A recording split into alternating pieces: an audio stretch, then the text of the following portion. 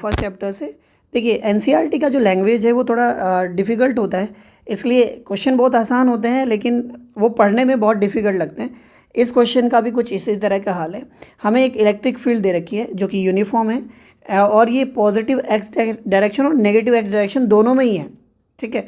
और इसके लिए हमें बोल रखा है कि देखिए ये देखिए इट इज़ गिवन दैट इसका वैल्यू दे रखा 200 आई कैप, और 200 आई कैप का मतलब है पॉजिटिव एक्स डायरेक्शन। बच्चा केवल यही ना समझे कि पॉजिटिव एक्स डायरेक्शन में है, इसी के लिए आपको माइनस में भी दे रखा है यहाँ पर देखिए,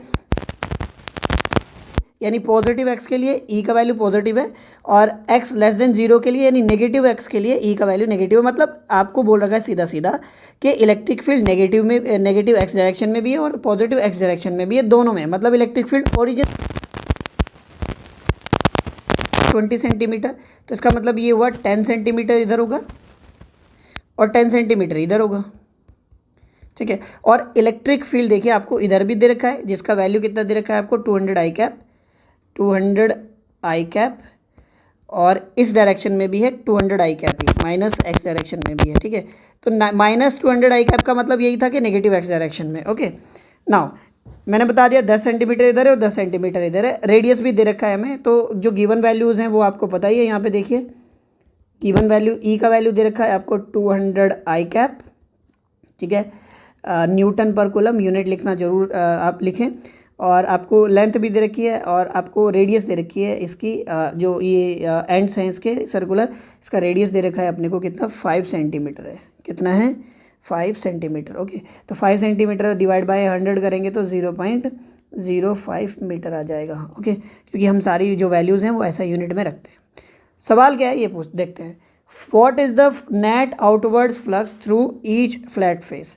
इसमें दो फ्लैट फेस हैं। देखिए अगर सिलेंडर की बात करें तो एक फ्लैट फेस ये रहा, दूसरा फ्लैट फेस ये रहा, और ये तीसरा कर्व फेस है, कर्व सरफेस है, ठीक है। अगर इनके आप एरिया वेक्टर की बात करें तो इस वाले फ्लैट सरफेस जो कि राइट साइड वाला फ्लैट सरफेस है, इसका एरिया वेक्टर परपेंडिकुलर बाहर की तरफ होगा, ठीक है। इस लेफ्ट वाले का जो एरिया वेक्टर होगा वो भी परपेंडिकुलर बाहर की तरफ होगा, और ये जो कर्व सरफेस है इसका जो एरिया वेक्टर होगा वो ऐसे होगा कुछ इस तरीके से, ठीक है। इसको हम N3 कैप लिख लेते हैं। और इलेक्ट्रिक फील्ड देखिए कुछ ऐसे है यहाँ पे इधर। अगर आप देखिए इलेक्ट्रिक फील्ड और N1 में एंगल देखें तो 0 डिग्री है, इस वाले एरिया वेक्टर और इलेक्ट्रिक फील्ड में देखें 0 डिग्री है। लेकिन यहाँ पर ये जो इलेक्ट्रिक फील्ड और ये N3 कैप है यानी कर्व सरफेस वाला जो एरिया है उसमें 90 डिग्री एंगल बन रहा है, ठीक है। ये हेल्प करेगा फ्लक्स निकालने में। तो सबसे पहले तो आपको क्या करना है, एक राइट वाले और लेफ्ट वाले में आपको फ्लक्स का वैल्यू निकालना है। तो फ्लक्स राइट सरफेस से अगर हमें निकालना है तो फ्लक्स का फॉर्मूला क्या होता है बच्चों, ई डॉट ए या ई ए कॉस थीटा। तो मैं ई ए कॉस थीटा ही अप्लाई करता हूँ यहाँ पे। थीटा देखिए मैंने बताया यहाँ पर क्या है 0 है, ठीक है। तो ये आ जाएगा सीधा सीधा ई ए। ओके ई, तो ई का वैल्यू हमें दे रखा है कितना बच्चों 200 आई कैप डायरेक्शन के लिए, लेकिन ये तो क्या होता है स्केलर है तो हमें सिर्फ मैग्नीट्यूड चाहिए। ई का वैल्यू क्या होगा पाई आर स्क्वायर, आर का वैल्यू कितना होगा बच्चों 0.05 का स्क्वायर, ठीक है। तो ये जाएगा 200 इंटू 0.05 को मैं 2 बार लिख लेता हूँ, 0.05 इंटू पाई का वैल्यू 3.14 कर देते हैं। ओके तो देखिए यहाँ पे मैं अगर डेसिमल हटा के यहाँ पे 100 लिख सकता हूँ, यहाँ से नीचे भी 100 लिख सकता हूँ, ठीक है। तो 2 0 से 2 0 कैंसिल हो जाएगी 10 इंटू 5 डिवाइड बाई 100 और इंटू 3.14। ओके तो यहाँ से 10 का मल्टीप्लाई करेंगे तो ये मेरे पास हो जाएगा 31.4 इंटू 5 डिवाइड बाई 100, ठीक है। तो अगर इसका आगे हम मल्टीप्लाई करेंगे 5 4 ज़ा 22, 5 1 ज़ा 5 और 2 7, 5 3 ज़ा 15। ओके तो वह एक के बाद यहाँ पे डेसिमल लगेगा डिवाइड बाय 100।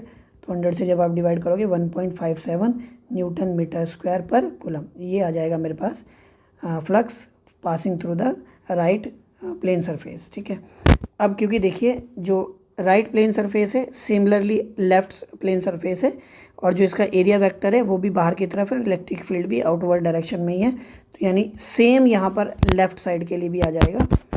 तो flux passing through the left surface is equals to 1.57 newton metre square पर कूलम, ठीक है। तो ये हमारे पास हो गया फर्स्ट यहाँ पे पार्ट पूरा। ओके इसके बाद हमें क्या बताना है, सेकंड पार्ट क्या बताना है, what is the flux through the side of the cylinder. Side of the cylinder का मतलब क्या है बच्चों, ये जो कर्व सरफेस है ना इससे आपको बताना है कितना फ्लक्स पास आउट होगा। ओके, तो आपको पता है, देखिए इलेक्ट्रिक फील्ड कुछ इस तरीके से, अगर इस वाले रीजन की बात करेंगे और इसका एरिया वेक्टर कुछ ऐसे होगा, एंगल बनेगा 90 डिग्री। इस वाले हिस्से की बात करेंगे तो इलेक्ट्रिक फील्ड इधर की तरफ है और एरिया वेक्टर ऊपर की तरफ है, तो ये एंगल बनेगा 90 डिग्री। तो अगर साइड से या फिर कर्व सरफेस से आप निकालना चाह रहे हो टोटल फ्लक्स, तो फ्लक्स का वैल्यू क्या होता है, ई ए कॉस थीटा होता है, और यहाँ पे कॉस हो रहा है 90 और से कॉस 90 का वैल्यू कितना होता है 0, तो फ्लक्स आ जाएगा टोटल 0। नंबर थर्ड पार्ट आपको क्या बताना है बच्चों, थर्ड पार्ट हमें बताना है what is the net outward flux. देखिए नेट आउटवर्ड फ्लक्स क्या है, यहाँ देखिए राइट साइड से भी आउटवर्ड फ्लक्स बन रहा है, लेफ्ट साइड से भी आउटवर्ड फ्लक्स बन रहा है, तो देखिए टोटल फ्लक्स क्या हो जाएगा, दोनों को ऐड करके आएगा, तो net outwards flux is equals to flux passing through right side plus flux passing through left side, जो कि 1.57 प्लस 1.57, तो ये मेरे पास कितना आ जाएगा 3.14 आ जाएगा। ठीक है, दोनों को ऐड करेंगे तो ये मेरे पास आ गई वैल्यू। ओके, तो न्यूटन मीटर स्क्वायर पर कूलम, ये हो जाएगा हमारा तीसरा पार्ट। फोर्थ डी पार्ट आपको क्या बताना है, what is the net charge inside the cylinder. जब भी आपको चार्ज निकालना हो किसी क्लॉज सरफेस से और क्वेश्चन फ्लक्स का हो तो आप सीधा गॉस लॉ अप्लाई करें। We know that total flux जो पास आउट होगा, टोटल फ्लक्स ये वाला था, वो इक्वल होगा किसके, क्यू अपॉन एप्सिलॉन नोट के। ठीक है, क्यू का वैल्यू कितना है बच्चों, क्यू का वैल्यू तो बताना ही हमें, तो Q is equal to epsilon naught को इधर भेज दो और ये आ जाएगा 3.14 इंटू 10 की पावर, एप्सिलॉन नोट का वैल्यू रखेंगे 8.85 इंटू 10 की पावर -12 और ये कूलम आ जाएगा। तो जब आप मल्टीप्लाई करेंगे तो आपके पास आंसर आ जाएगा क्यू का। ओके, तो इस तरीके से हम क्वेश्चन नंबर 12 कर सकते हैं।